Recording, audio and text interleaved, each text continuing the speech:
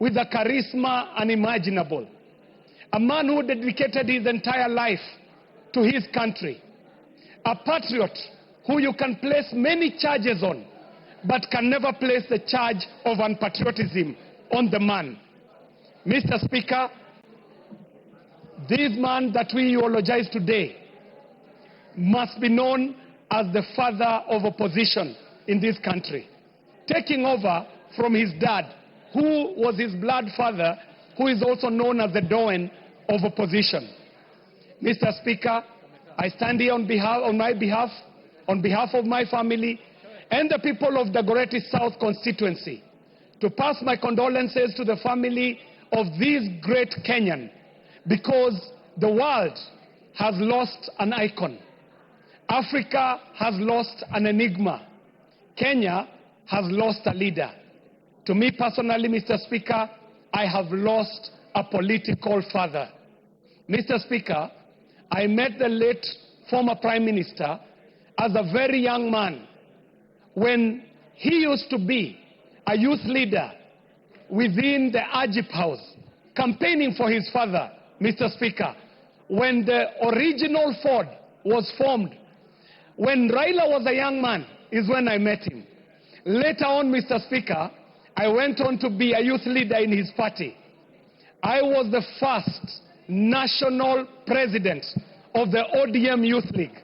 When I met Raila, he was at his prime.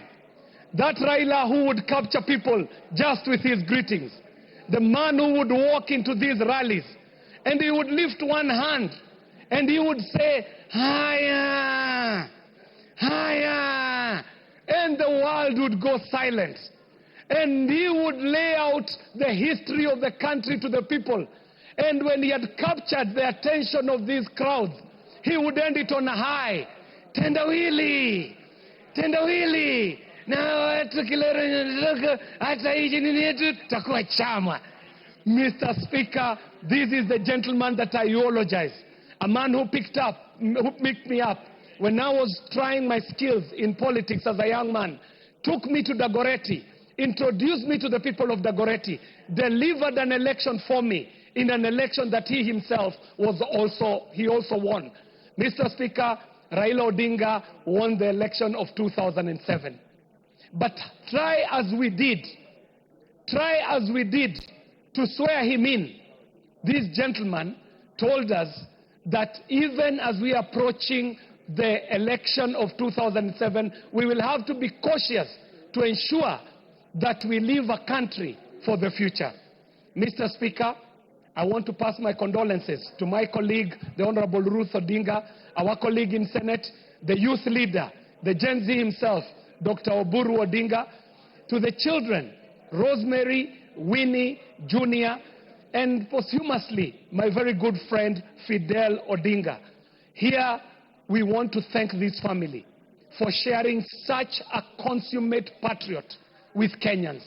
When Kenya called him Baba, we meant it. But we know that he was the blood father of these children who had given up their father, committed him to the service of nation. And today, we mourn a great Kenyan. And as I said, Mr. Speaker, the world mourns a great icon. Kenya will be mourning an enigma, and so will Africa. But for me, Mr. Speaker, I want to eulogize a great patriot who also happened to be my political father.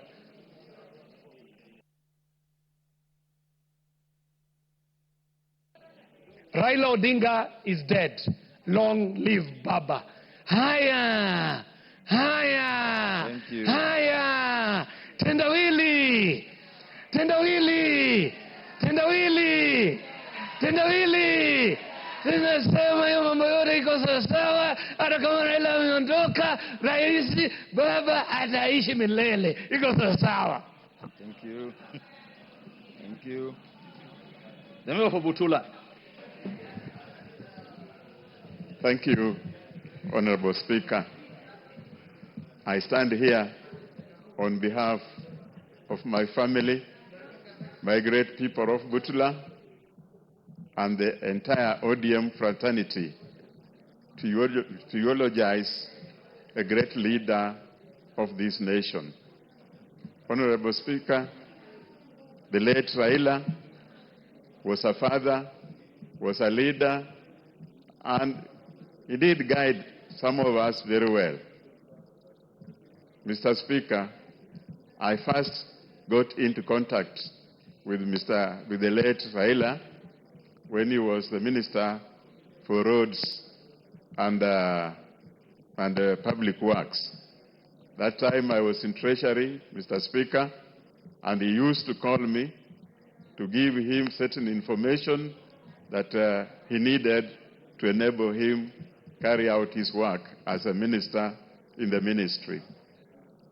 Honorable Speaker, our relationship went on, and when I reached my retirement, Honorable Raila called me to his office